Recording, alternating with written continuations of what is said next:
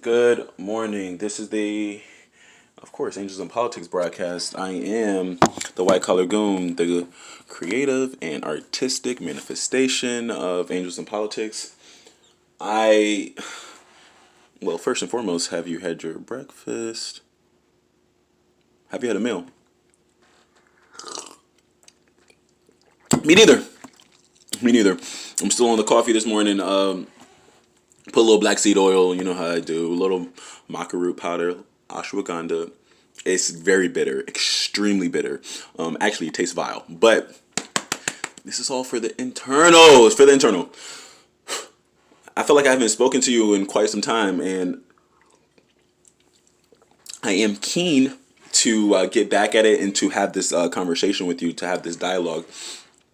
Really, I'm waiting for you to respond to me because I understand that listening is my currency. Listening is how I get paid.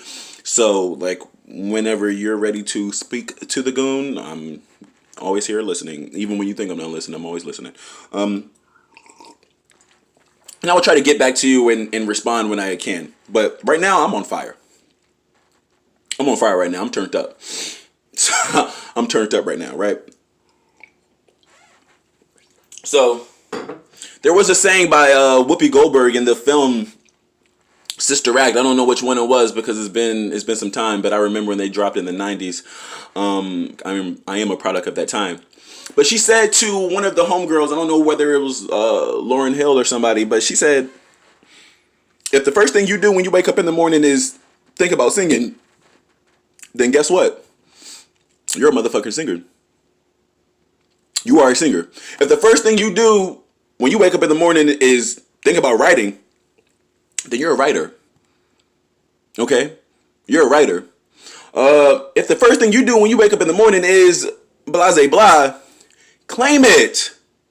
Claim it. Okay? Speak that into existence. You're going to have to manifest that because a lot of times people are thinking that their life is just going to come to them by fate. It's just going to come to them by, I can just, lay back and be realistic. And realistically, these things are going to work itself out. And when I mean work itself out, I'm just going to some way, somehow have my life in order, or, I'm just going to mosey along in life. That's not really how it's going to go down. I mean, it could if that's how you want it to be. But if you just allow things to happen to you, then that's exactly what's going to happen. Things will just be happening to you for the rest of your life. And I don't want you to be that person because I want you to be the hero. I want you to be the hero. But I want you to know who you are, though. I want you to know who you are. And when you find out who you are, well, you're not going to find out overnight. You're not going to find out just by listening to me. But you're going to figure out what your spiritual gifts are, what makes you tick. I was watching this TV show called Hunter x Hunter. Actually, it's an anime. Actually, it's a classic. Well, I can't call it a classic. I've only seen 3 or 4 episodes. But in the beginning episodes, Homegirl says, actually is the main character, the protagonist, Gun, his auntie tells him, until you see a person get upset, until you see a person who's angry, until you know what makes a person upset or angry, you don't really know that person.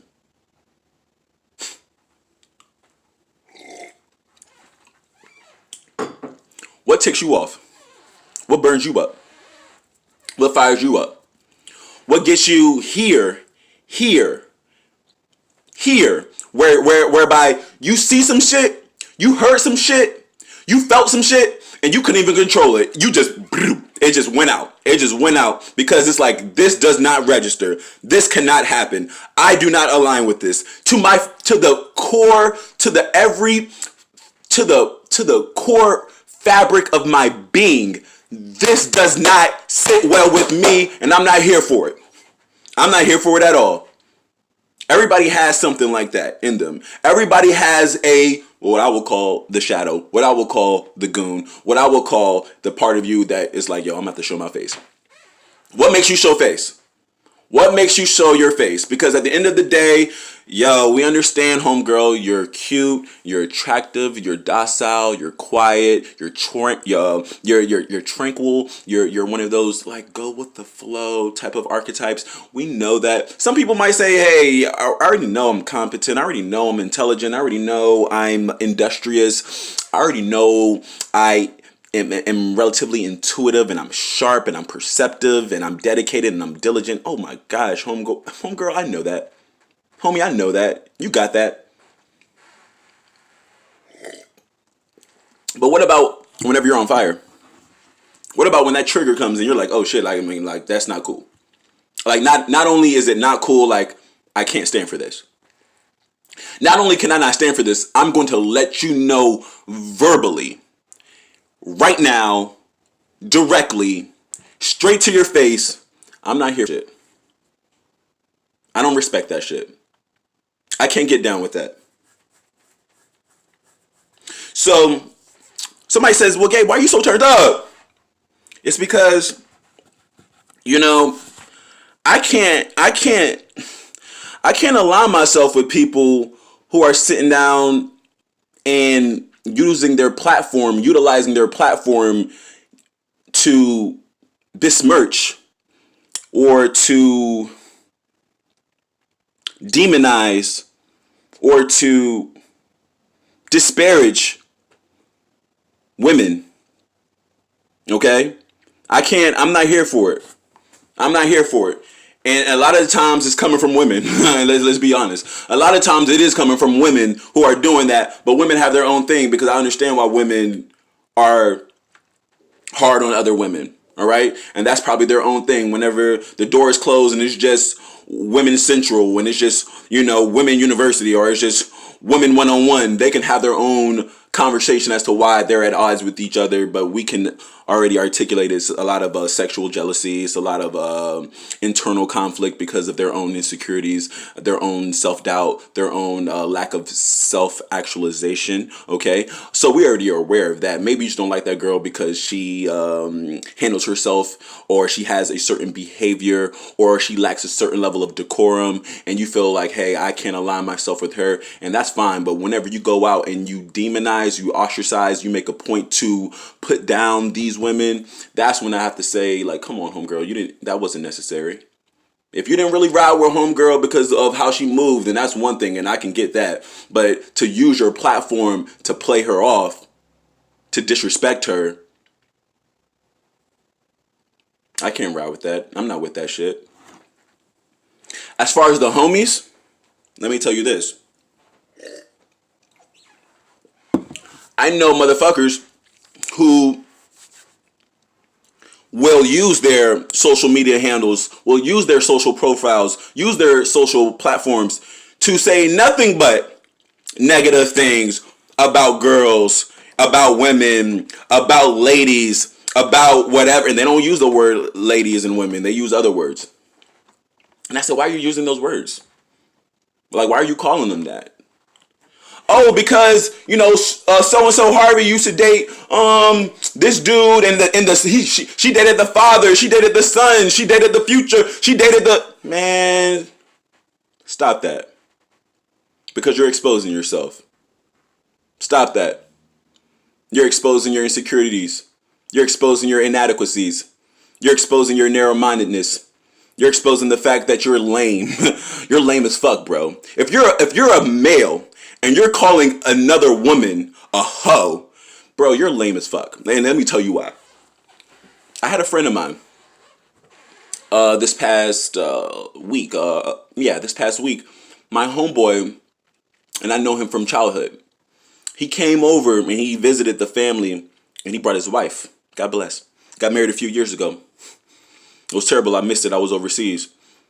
But either way, he brought his wife over. And my friend, really good guy. He was a good guy regardless if he didn't drink or not. But he's a really good guy. He doesn't drink. All right? What they will call a teetotaler. Like my age, 30, a little over 30, doesn't touch the alcohol. Okay? His wife, she drinks. Just a little bit. She's not raging. She's not waking up with the Hennessy or with the Jack Daniels, but hey, she'll have a little drink if she steps out, right? A cheeky drink. So she's over, the family's over the crib. He brings his wife over, they're chilling. At night, my parents are offering, would you like some wine, whatever. He's, oh no, I'm cool, I'm just drinking water. She said, oh yeah, I'll take a glass of wine. One glass. Not a mug, not a drinking cup that you fill up with milk or juice. A glass of wine. And it took her probably an hour to consume. And I didn't even see her consume all of it. It took her an hour while she's sipping this glass of red wine. And my homie says, oh man, I got me a little wino over there, right? And of course he was joking, and it wasn't anything. They're happy and and she's fine with that, of course. But there's a lot of truth told in jokes, right? A lot of truth. Matter of fact, the majority of jokes are real life, like what people think. They're just afraid to say it, right? So he made the reference that his wife was a little wino because she drank a glass of wine. It's the same mindset when you see somebody who has never smoked before, like has never smoked weed, because you're from middle small town Illinois, you're from small town Minnesota, you're from small town Missouri, you're from small town conservative, traditional, I go to church every day, Texas, and you've never seen weed before because you grew up in that community, and all of a sudden you're now with a significant other, or you're now with somebody who you want to have control over because you have a strong feeling or inclination to them because you're romantically involved. So because you have never seen it before and you see that your significant other is rolling a joint or steps outside to smoke weed, what are you going to say? Well, you're going to be in alignment with homeboy with the alcohol because he doesn't drink. So according to you, I see this girl smoking, I see this guy smoking, he must be a fucking pothead. That's all I can equate to. Why? Because I don't drink. I don't smoke. If I see somebody drinking a glass of wine, they must be a drunkard. If I see somebody who wakes up and maybe steps out throughout the day and smokes a joint, it doesn't matter how much they smoke or how little they smoke. I don't know any difference. So you must be a pothead. You know where I'm going with this, right? If you're a guy and you've only dated 2 girls in your life and you're 30, you're a guy, and no matter what age you are, because this is like 90% of you all, and you don't have much experience with women. When I mean experiences, you've seen them. You saw women at your school. You saw women at university. You saw women at the workplace. You see women when you go to the gym. You see women all the time, but you don't have experience with them. You don't have, behind closed doors experience with them. You don't have intimate, and when I mean intimate, doesn't mean physical, but like one-on-one experience with women like that. So for you, when you hear about homegirl who is dating this guy and this guy and this guy, oh my gosh.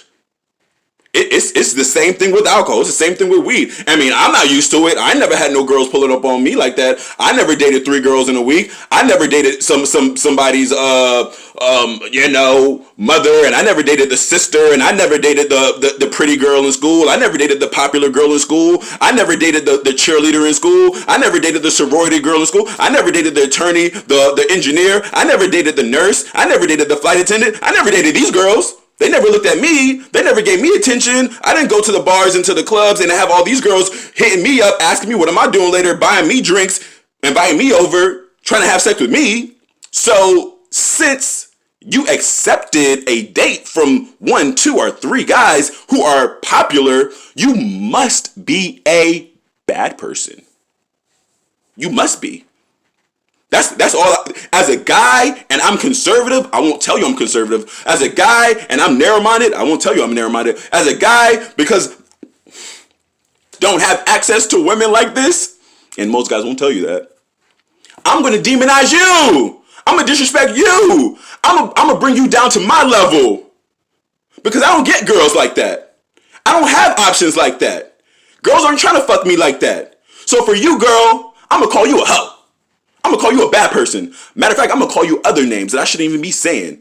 And I don't know why I'm saying this, because I'm really hurt. Because really I have low self-esteem. Really I have low confidence. Really I don't like myself. Really I wish I was that cool guy. Really I wish I had access to girls like the Harvey girl. Really I wish I had access to those Instagram models. But I don't! I really don't. So you know what I'm going to do? I'm going to talk bad about you. I'm going to make you feel bad. I'm going to make you feel really bad.